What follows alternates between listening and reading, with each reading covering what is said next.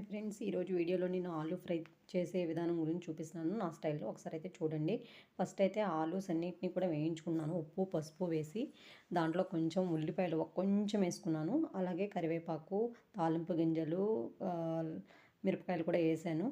వేసిన తర్వాత వాటిని కలియదిప్పుతున్నాను. అదైతే మీకు చూపించలేదు.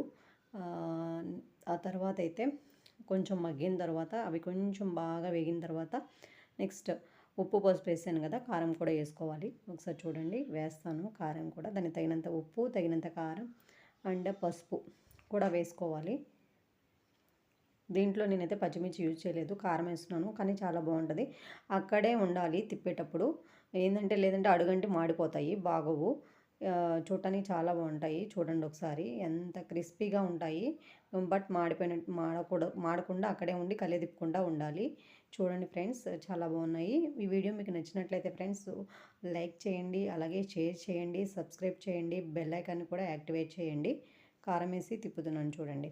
మనకు కావాలనుకుంటే లాస్ట్లో మసాలా పౌడర్, గరం మసాలా పౌడర్ ఉంటుంది కదా, అది కూడా వేసుకోవచ్చు, మీ ఇష్టం అది.